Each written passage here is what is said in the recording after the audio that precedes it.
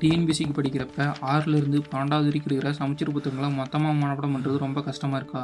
நீங்கள் படிக்கிற பாடத்தை அப்படியே ஒரு பர்சனல் ஏஐ டியூட்டர் மாதிரி மாற்றி அதிலிருந்து மட்டுமே short notes, TNPSC style MCQ questions, அது மட்டும் இல்லாமல் ஆடியோ, பாட்காஸ்ட்டு மாற்றக்கூடிய ஒரு 100% ஃப்ரீ கூகுள் ஏஐ டூல் பற்றி தான் நம்ம இப்போ பார்க்க போகிறோம்.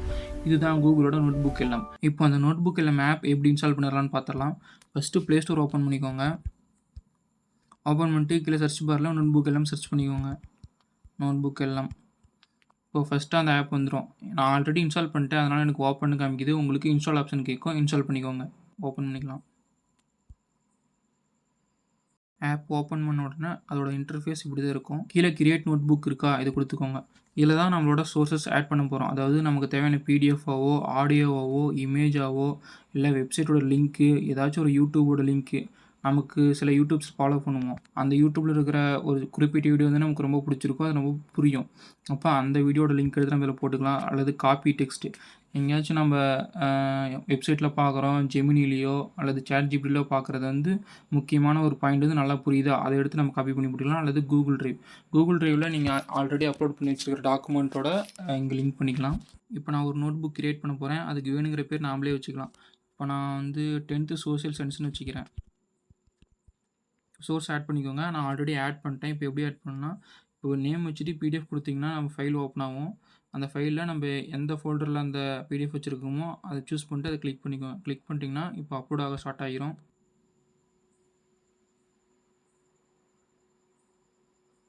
அப்லோட் ஆக ஸ்டார்ட் ஆகிடுச்சு. கொஞ்சம் நேரம் வெயிட் பண்ணுங்கள். நான் already 10th social science book add பண்ணி வச்சுருக்கிறேன். ஸோ இந்த நோட் புக்கை கிளிக் பண்ணிக்கலாம். கிளிக் பண்ணதுக்கப்புறம் இந்த சேட் இன்டர்ஃபேஸ் இப்படி தான் இருக்கும். அதாவது சேட் ஜிபிடி, ஜெமினியில் நீங்கள் பார்க்குற மாதிரி தான் இங்கேயும் இருக்கும். இதுக்கு என்ன வித்தியாசம்னா, நீங்கள் சேட் ஜிபிடியில், ஜெமினியில் கேட்குறப்ப அது ரேண்டமாக எங்கேயோ ஒரு இடத்துலேருந்து ஆன்சர்ஸ் எடுத்து கொடுக்கும். ஆனால் இந்த நோட் புக் எல்லாம் நீங்கள் கொடுத்த சோர்ஸ்லேருந்து மட்டும் தான் எடுத்து கொடுக்கும். அதாவது நம்ம அப்லோடு பண்ண சமச்சீர் புக்கிலேருந்து மட்டும்தான் கண்டென்ட் எடுத்து கொடுக்கும். ஸோ இதனால தான் இது ரொம்ப யூஸ்ஃபுல்லாக இருக்கும் நமக்கு டிஎன்பிசி படிக்கிறவங்களுக்கு. ஸோ இப்போ நான் எக்ஸாம்பிளுக்கு போலி தேர்வோட இம்பார்ட்டன்ட் பாயிண்ட்ஸ் பற்றி கேட்குறேன்.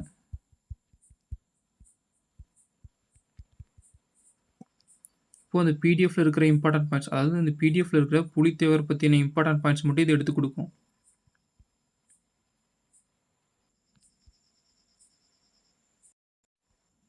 ஒரு 2 செகண்டில் புலித்தேவரோட இம்பார்ட்டன்ட் பாயிண்ட்ஸ்லாம் கொடுத்துருச்சு. இப்போ பார்க்கலாம் வாங்க. இப்போ புலித்தேவர் அறிமுகம், இவரோட முக்கியமான ஆட்சி பகுதி நெற்கட்டும் சேவல், அப்புறம் இவர் 1755 யாரை எதிர்த்தார், இது மாதிரி முக்கியமான பாயிண்ட்ஸ்லாம் இது எடுத்து கொடுத்துருக்குது. ஸோ ஒரு ஷார்ட்டான குயிக்கான ரிவிஷன்ஸுக்கு இது ரொம்ப யூஸ்ஃபுல்லாக இருக்கும். புக்கில் படிச்சிருப்பீங்க, இந்த பிடிஎஃபாக இருந்துச்சுன்னா அந்த டாப்பிக்கில் ஒரு குயிக்காக ரிவிஷன் பண்ணுறதுக்கு இது ரொம்ப யூஸ்ஃபுல்லாக இருக்கும். இது மாதிரி நீங்கள் நிறையா டீட்டெயில்ஸ் எடுத்துக்கலாம். இது மாதிரி இம்பார்ட்டன்ட் டீட்டெயில்ஸ்லாம் நீங்கள் ஈஸியாக எடுத்து படிக்கலாம். கான்ஸ்டியூஷனில் இருக்கிற இம்பார்ட்டன்ட் இயர்ஸ் கேட்டிருக்கிறேன். இப்போ அதை எப்படி கொடுக்குதுன்னு பார்க்கலாம் வாங்க.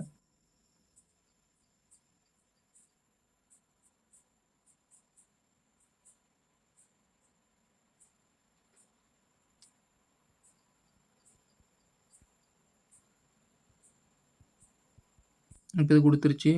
இப்போ 1946 அமைச்சரவை தூதுக்குழு இந்தியாவுக்கு வந்தது. 1947 ஜவஹர்லால் நேருவின் குறிக்கோள் தீர்மானம். இங்கே பாருங்கள், இது மாதிரி இம்பார்ட்டன்ட் இயர்ஸ்லாம் நமக்கு எடுத்து கொடுக்குது. ஸோ இது ரொம்ப யூஸ்ஃபுல்லாக இருக்கும். நீங்கள் உங்களுக்கு அடிக்கடி மறக்கிற டாப்பிக்லாம் இப்படி ஒரு பிடிஎஃபாக அப்லோட் பண்ணி வச்சுட்டிங்கன்னா நீங்கள் வேணுங்கிறப்போ மொபைலில் சர்ச் பண்ணி ஈஸியாக படிச்சுக்கலாம். கூகுள், சாட் ஜிபிடி, ஜெமினியில் படிக்கிறத விட இது கொஞ்சம் நல்லதாக இருக்கும். ஏன்னா இது ஸ்கூல் புக்கில் இருந்தால் நமக்கு டீட்டெயில்ஸ் எடுத்து கொடுக்குது. அதனால் ரொம்ப யூஸ்ஃபுல்லாக இருக்கும். நோட் புக் கிரியேட் பண்ணதுக்கப்புறம் சோர்ஸ் ஆட் பண்ணணும்னா இந்த சோர்ஸஸ் கிளிக் பண்ணிவிட்டு இங்கே ஆட் சோர்ஸ் இருக்கும். நீங்கள் இங்கோட சோர்ஸ் ஆட் பண்ணிக்கலாம். நீங்கள் நேமும் மாற்றி வச்சுக்கலாம். அப்புறம் இதில் இருக்கிற முக்கியமான இன்னொரு விஷயம் என்னென்னா, ஸ்டூடியோ அப்படின்னு இங்கே ஒரு ஆப்ஷன் இருக்குது பாருங்கள். இது கிளிக் பண்ணிங்கன்னா இங்கே நிறையா ஆப்ஷன்ஸ் இருக்கும். இந்த ஆப்ஷன்ஸ்லாம் என்னென்னு பார்க்கலாம் வாங்க. Audio overview, video overview, slide deck அப்படின்னா பிபிடி கிரியேட் பண்ணிக்கலாம். Flash cards, quiz, infographic image இதெல்லாம் கிரியேட் பண்ணிக்கலாம். இப்போ ஒவ்வொன்றா பார்க்கலாம்.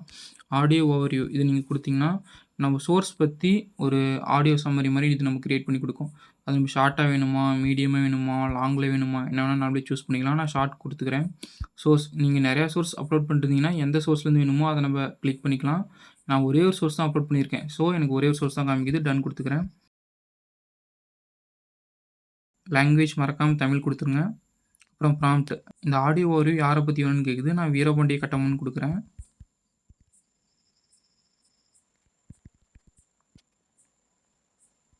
இப்போ வீரபாண்டிய கட்டபொம்மன் பற்றி ஆடியோ ஓவர்வியூ கிரியேட் ஆக ஆரம்பிச்சிச்சு. அடுத்தது நம்ம வீடியோ ஓவர்வியூ பற்றி பார்க்கலாம். அது கிரியேட் ஆகிட்டு இருக்கட்டும். வீடியோ ஓவர்வியூ இதுக்குள்ளே வந்தீங்கன்னா ஷார்ட்டா எக்ஸ்பிளைனரா அப்படின்னு 2 ஆப்ஷன் கேட்கும். ஷார்ட்ஸ்னால் 60 செகண்ட்ஸ்க்குள்ளே, எக்ஸ்பிளைனர் கொடுத்தீங்கன்னா 4லேருந்து 5 நிமிஷம் வரைக்கும் எக்ஸ்பிளைன் பண்ணணும். நான் ஷார்ட்ஸ் கொடுத்துக்கிறேன். சோர்ஸ் அதே தான், ஒரே ஒரு சோர்ஸ் தான் இருக்குது, கொடுத்துக்கிறேன். இப்போது இந்த ஷார்ட்ஸ் வந்து யாரை பற்றி அப்படின்னு நம்ம இங்கே கொடுக்கணும். நான் வந்து ஜான்சி ராணி பற்றி கொடுக்குறேன். ஜான்சி ராணி இன் தமிழ். இன் தமிழ்னு கொடுத்துக்கோங்க. ஏன்னா இது வீடியோவில் வந்து லாங்குவேஜ் சூஸ் பண்ணுற மாதிரி ஆப்ஷன் கிடையாது. ஸோ நீங்கள் இன் தமிழ்னு கொடுத்தீங்கன்னா தான் இது தமிழில் க்ரியேட் பண்ணி கொடுக்கும். ஸோ ஜென்ரேட் கொடுத்துருங்க. இப்போ வீடியோ ஓவர்வியூவும் கிரியேட் ஆகிட்டு இருக்கு. இதுவும் பேக்ரவுண்டில் கிரியேட் ஆகட்டும். நம்ம அதுக்குள்ளே அடுத்த இது பார்த்துட்டு வந்துடலாம். Slide deck. இதுதான் பிபிடி அல்லது பிடிஎஃப் கிரியேட் பண்ணுற மாதிரியான ஒரு ஃபீச்சர். டீட்டெயில் டெக் இதில் என்னென்ன ஆப்ஷன்ஸ் இருக்குன்னா ஃபார்மேட்டில் வந்து டீட்டெயில் டெக் அப்படின்னா ரொம்ப எக்ஸ்பிளைனராக அதிகமாக டீட்டெயில்ஸ் வச்சு ரொம்ப எக்ஸ்பிளைன் பண்ணுற மாதிரி இருக்கும். ப்ரெசென்டர் ஸ்லைட்ஸ்னால் இதுதான் பிபிடி மாதிரி இருக்கும். நம்ம பிபிடி மாதிரி கொடுத்துக்கலாம். லாங்குவேஜ் வந்து அதே மாதிரி தமிழில் கொடுத்துக்கலாம். அப்புறம் இதுலையும் அதே மாதிரி தான், ஷார்ட்டாக வேணுமா டிஃபால்ட்டாக அப்படின்னு சூஸ் பண்ணிக்கோங்க. நான் ஷார்ட் கொடுத்துக்கிறேன். சோர்ஸ் அதே தான். அப்புறம் எதை பற்றின்னு கேட்குது. நான் வந்து கான்ஸ்டியூஷன் மேக் பண்ணதை பற்றி கேட்க போகிறேன். ஸோ இந்தியன் கான்ஸ்டியூஷன் மேக்கிங் பற்றி இப்போ நான் ஒரு பிபிடி கிரியேட் பண்ணுறதுக்கு கொடுக்குறேன். அதுவும் பேக்ரவுண்டில் கிரியேட் ஆகட்டும். இப்போ அடுத்தது குவிஸ். இதுதான் எம்சிக்யூ கொஸ்டின்ஸ் கிரியேட் பண்ணுற மாதிரியான ஃபீச்சர்ஸ். நம்பர் ஆஃப் கொஸ்டின்ஸ் எவ்வளோன்னு கேட்குது. நம்ம ஃபியூரா இல்லது ஸ்டாண்டர்டா இல்லது மோரா அப்படின்னு கேட்குது. நான் ஃபியூர் கொடுத்துக்கிறேன். லெவல் ஆஃப் டிஃபிகல்ட்டி மீடியமே இருக்கட்டும். சோர்ஸ் அதே தான். அப்புறம் முக்கியமாக லாங்குவேஜ் வந்து தமிழில் வச்சுக்கோங்க. இப்போ எதை பற்றின கொஸ்டின்ஸ் உங்களுக்கு என்னன்னு கேட்குது. நான் 10th எக்கனாமிக்ஸ் கொடுக்குறேன். எக்கனாமிக்ஸில் ஜிஎஸ்டி பற்றி. இப்போ இதெல்லாம் கிரியேட் ஆகிட்டு இருக்கு. என்னென்ன கிரியேட் ஆகிருக்குன்னு பார்க்கலாம். கொஞ்சம் டைம் எடுக்கும். ஒரு 5 மினிட்ஸ் ஒரு 4 மினிட்ஸ் ஆகும். கொஞ்சம் வெயிட் பண்ணுங்கள். இப்போ எல்லாம் கிரியேட் ஆயிடுச்சு. என்னென்னு பார்க்கலாம் வாங்க. Audio overview. நம்ம தலைமுறையா நம்ம பாத்துக்கிற ஒரு நிலத்துக்கு வந்து திடீர்னு எங்கிருந்தோ வந்த ஒரு அந்நிய கார்ப்பரேட் கம்பெனி உரிமை கொண்டாடுனா எப்படி இருக்கும்? அது ரொம்ப ஒரு மோசமான நிலைமை. அதுவும் அவங்களோட ஒரு மேனேஜர் வந்து நம்மள மிரட்டி வரி கேட்டா அது ஒரு மிகப்பெரிய அத்துமீறல். ஆனா இது வந்து ஏதோ கற்பனை கதை கிடையாது. 18ஆம் நூற்றாண்டுல பாஞ்சாலங்குறிச்சி மன்னர் வீரபாண்டிய கட்டபொம்மனுக்கு உண்மையாவே நடந்த ஒரு விஷயம். ஆனாமா, அந்த அந்நிய நிறுவனம் வந்து வேற யாரும் இல்ல, ஆங்கில கிழக்கிந்திய கம்பெனி. கரெக்ட். அவங்க வரி வசூல் பண்றதுக்கு கலெக்டர்கள் அப்படின்னு அதிகாரிகளை நியமிச்சாங்க. நமக்கு தெரிஞ்சு வந்து கட்டபொம்மனை ஒரு கோபக்கார போர் வீரரா தானே பார்த்திருக்கோம். இப்போ கேட்டிருப்பீங்க கட்டபொம்மனை பற்றி ஆடியோ ஒரு எப்படி இருக்குன்ட்டு.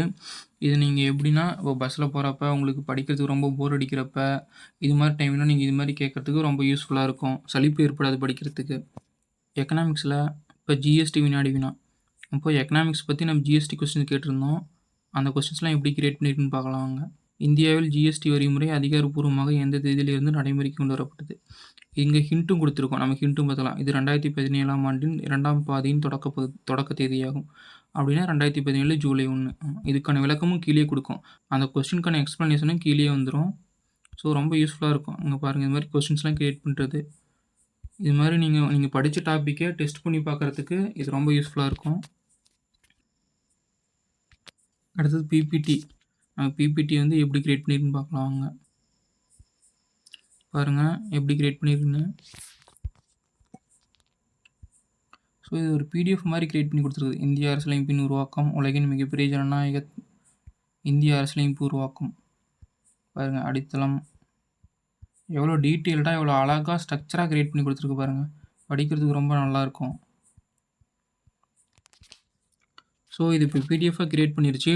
நாம் இப்போ வேணும்னா டவுன்லோடும் பண்ணிக்கலாம். டவுன்லோட் பண்ணி நம்ம வச்சுக்கலாம்.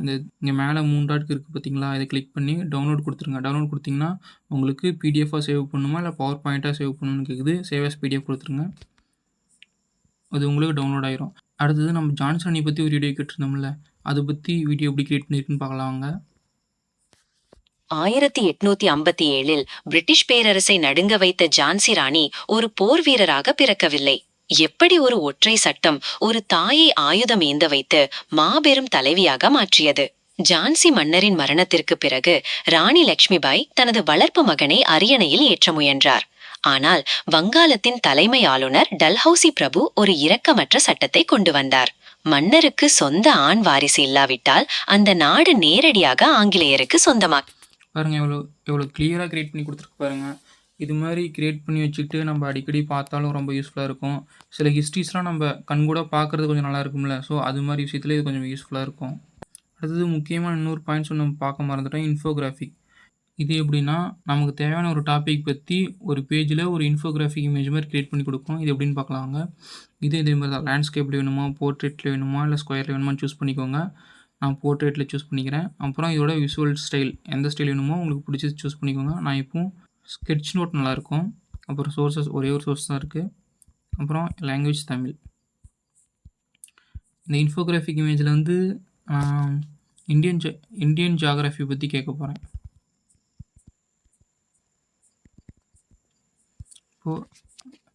இப்போ இன்ஃபோகிராஃபிக் இமேஜ் ஜென்ரேட் ஆக ஆரம்பிச்சிருச்சு. கொஞ்சம் வெயிட் பண்ணலாம். இப்போ இன்ஃபோகிராஃபிக் இமேஜ் ரெடி ஆயிருச்சு. இது பார்க்கலாங்க. பாருங்கள், இந்தியாவோட டீட்டெயில்ஸ் பற்றி இப்படி கிளியராக கொடுத்துருக்குண்டு. இந்திய புவியியல் ஒரு பார்வை.